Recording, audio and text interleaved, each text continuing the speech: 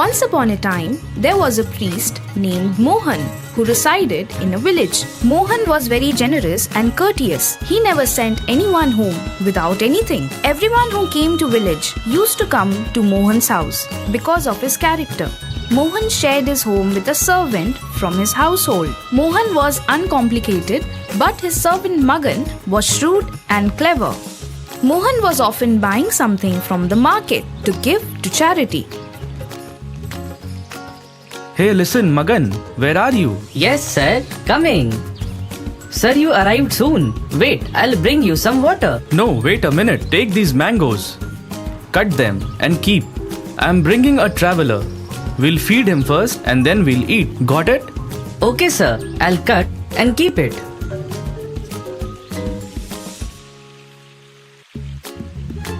Oh, what a wonderful aroma. Let me taste a little. Oh, wow. This is so sweet. I will taste a little more. Magan slowly eats all of the mangoes. Then Mohan brings a saint to his home. Hey, Magan, hurry up. Get those mangoes. Oh my god. Now what will I answer to the owner? What happened, Magan? Why are you so tense? Sir, please come here for a minute. Sir, please have a seat. I'll come soon in few minutes. What to say, master? The knife has no sharp edge. Ha ha ha. Oh, that's it. What's there to be upset about? Give it to me and I'll sharpen it from the outside. Dear saint, you must run away from here. Our master is crazy. He calls all such saints and cuts off their hand. So you must run away right now. Huh? What? Hey saint, if you are thinking that it is a lie, then look outside. Sir is sharpening the knife. Please trust me. Hey, this man looks like a demon. I should run away from here. Oh my god. Seeing this, saint runs away from there.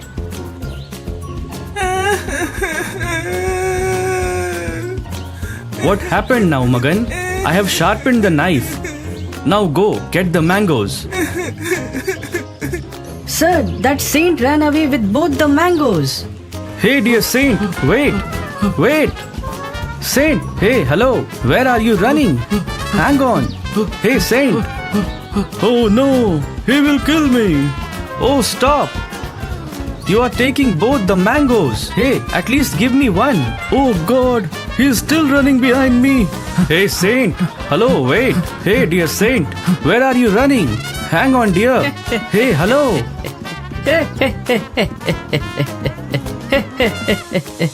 Kishan, the son of a merchant, lived in a city. Unfortunately, all his wealth was finished. So he thought of going to another country and doing business. He had a heavy and valuable weighing machine. Its weight was 20 kilos.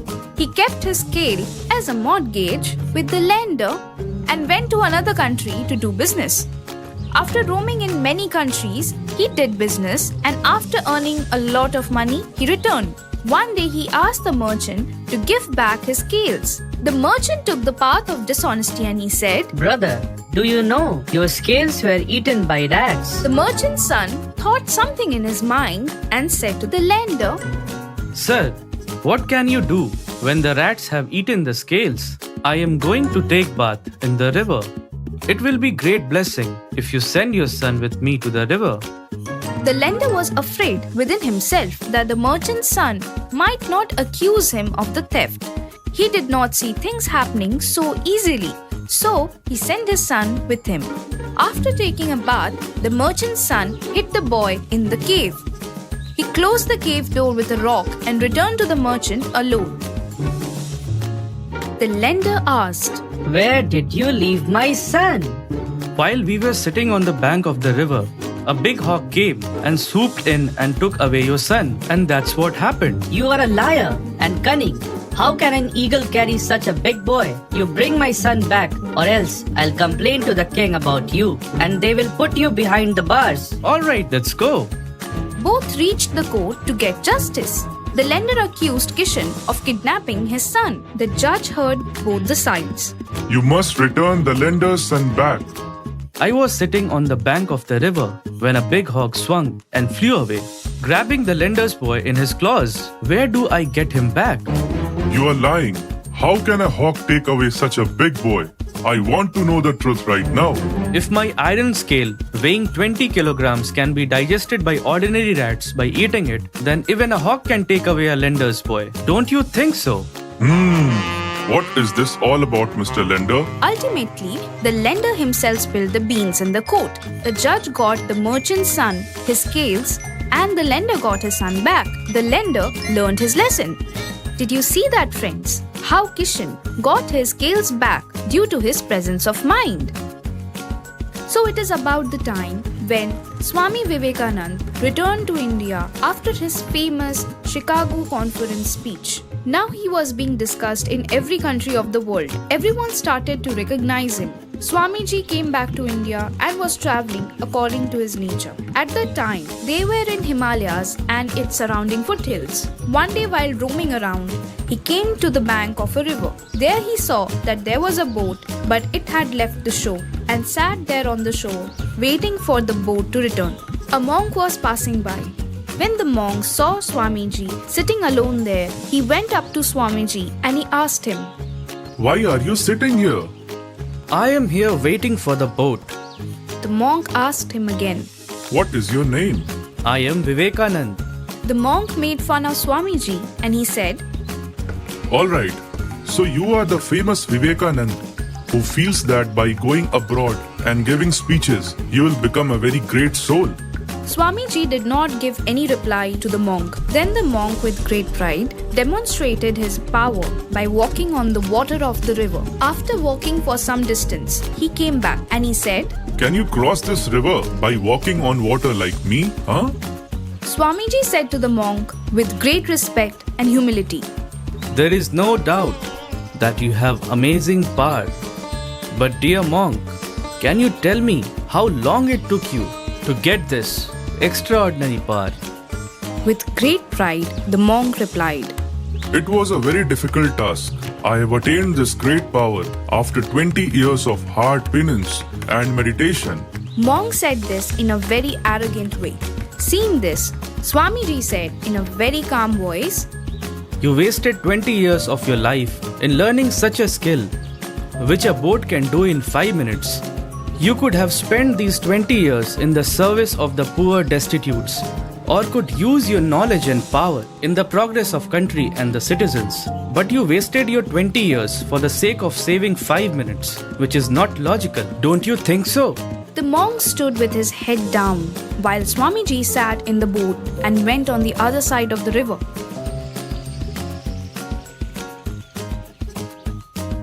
It was the summer of mid-July, and owing to the high heat, everyone was suffering from water scarcity and high temperature, and all the difficulties arised due to scarcity of water. The life of animals and birds were also being affected alongside of the people. A crow was also exhausted due to lack of water.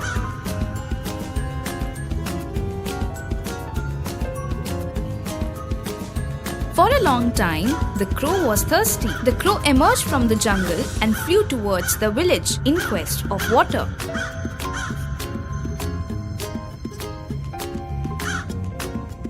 When the crow notices a pot outside a small house in the village, he stopped there. Pot contained a small amount of water that may quench the crow's thirst. Yes, I was waiting to drink some water. I want to drink water from this pot. But how to drink it? There's only a little water left in this pot. If I can bring it to some height, in some way, I can drink this. Yes, if I put a pebble inside the pot, then the water will come up to some height. Then I will be able to drink that water. The crow picks up pebbles lying on its side and starts putting it inside the pot.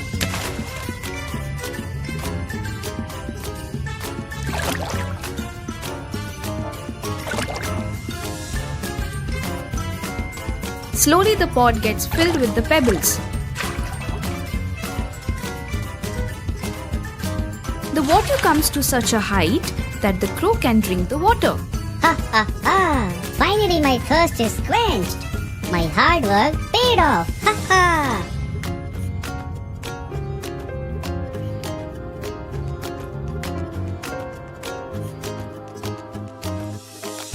This is the narrative of a well-known Spanish painter. His paintings were sold for billions of rupees all over the world. One day, while strolling down the street, a lady noticed him and recognized him by chance. She quickly ran up to him and she said, Sir, I'm your huge fan. I love your paintings a lot. Can you make me a painting as well? Haha, I have come here empty-handed. I don't have anything. I'll make you a painting again sometime. But the lady became stubborn as well. Please, sir, can you make me a painting right now? Who knows if I will be able to meet you again? The painter took out a small piece of paper from his pocket and he started sketching something with his pen. He completed it in just 10 minutes and he said, Take this. It's $1 million painting. The woman found it very strange that the artist made a quick painting in just 10 minutes and is saying that it is $1 million. She took that painting and without saying anything, she came home. She thought that the artist was making a fool. She went to the market to find the exact price. She was surprised that the painting was really worth $1 million. She ran to the artist once again and said, Sir, you were absolutely right. This is $1 million painting. Haha, I have already told you about it. Sir, make me your student and teach me how to make such paintings. Just like you made $1 million painting in 10 minutes. If not in 10 minutes, then at least in 10 hours I'll be able to make a good painting. Train me like that. It took me 30 years to learn how to make these paintings, which I have completed in 10 minutes. I have dedicated 30 years of my life to learning. You too do the same. You will learn it. The woman was perplexed and she stared blankly at the artist. Ma'am, do you know, a teacher is paid for his 40 minutes of lecture, but behind that 40 minutes of lecture, his many years of hard work is hidden. So friends, we learn from this story to master any work, art or skill, we need to give our heart and soul, time and dedication to it. There was a lovely kingdom called Madhavgarh. Amartya Sen of Madhavgarh was a just, wise and bird-loving king. His kingdom was happy and content. The king had a very intelligent and witty parrot. That's why king was always pleased with him. One day, parrot pleaded the king. Sir, I'm missing my mom and dad. Can I go and see them? May I, sir, please? The king agrees to the request of the parrot and he said, Okay, you may now go. But after meeting your parents, return back in 5 days. Yes, thank you, king. Parrot met his parents and became quite happy. He told his parents about the palace. Then Parrot returned to the king after 5 days. Why don't I take some gift for my king? Parrot saw a magical guava tree on his way. If I give this fruit to my king, he'll be very happy. He will start looking younger and evergreen. The guava tree grew on the peak of a large mountain. The parrot had to work very hard to pluck the guava. Working hard causes the parrot to become tired. A poisonous snake comes by at night and eats that guava, turning it into poisonous. The parrot, unaware of this, takes the same guava to the king. The guava is given to the king by the parrot. The minister said then, My lord, according to the palace rules, everything given to the king must first be tasted. So this guava must also be tasted. Okay, take these guavas. The minister first feeds the guava to a dog. As soon as the dog ate the guava and he dies in agony, this made the king very angry. In his rage, the king beheaded the parrot. The king takes that fruit and throws it outside. After a few years, a guava tree grows in that same spot. The tree is laden with guavas. When the king notices this, he informs his kingdom that the guava from this tree shall not be eaten because they were poisonous. One fine day, an elderly man arrives in the kingdom and he finds comfort beneath the guava tree. The old man knows nothing about that tree. The old man eats a guava from the tree simply because he was hungry. When the old man eats the guava, he becomes young. An old man turned young after eating guava from a poisonous tree. The news spreads like a wildfire throughout the kingdom. As soon as King got to know about it, King couldn't believe it. How did this happen? Aren't the fruits of this tree poisonous? The king visits the guava tree to learn the truth. In front of everyone, the king allows a guard to eat a guava. As soon as he ate the guava, he turned young. Everyone became surprised. And the king now understood that the guava was once poisonous, but not the guava tree. The king is deeply saddened by the fact that he killed his innocent parrot. The king realizes before punishing anyone, he must verify whether or not he is at fault. So friends, we learn from this story that no decision should be taken hastily, but only after great thinking. This is Jagan, who has come to Ahiapur today in search of work. Jagan is going to live here at his maternal uncle's house. Hello, uncle. It's great to have you here. How was your journey? It was okay. Chinu? Hey Chinu, where are you? Bring some water for Jagan. Chinu brought water and Jagan drank it. You take a rest, brother. I will arrange tea and snacks for you. Uncle, can't see auntie anywhere. That's a very long story. You rest. I'll explain it later. Jagan takes rest for a while. Chinu, I am going to the farm.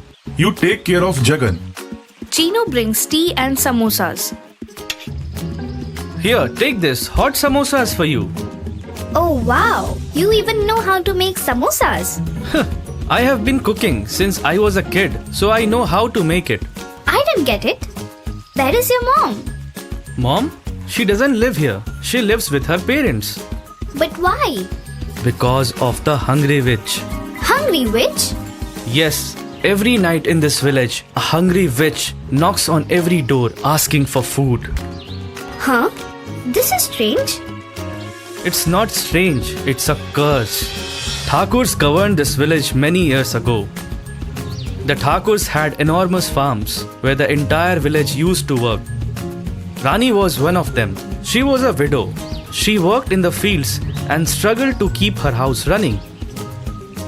Everything was well at first. She had a fatal disease. But when Rani was seriously sick, she was unable to work. She was starving, but she had no one to feed her. That night, Rani knocked on every door in the village, but no one answered. She came home, drank water, but she lost her balance and fainted from exhaustion. When Rani got in her senses, she began knocking on people's door once again. Please give me something to eat. I have been hungry for 2 days. Please provide me something to eat. But no one ever helped her. And once she died, she transformed into a hungry witch who began knocking on people's door. I am hungry. Please feed me. Whoever opened the door, it is his last night. You too should be alert. Oh my god! That night, Jagan and Chinu slept together. Open the door. Open the door. I want food. Shh, sleep quietly. Jagan tried to sleep the entire night, but he was unable to do so. The next day, Jagan put food on a plate and water in a glass outside the door. Then he and Chinu slept together. That night there was no knock on the door, nor was Jagan's sleep disturbed. He slept peacefully. The next morning, when he saw it, the plate was completely clean. That witch never returned to Jagan's maternal uncle's house.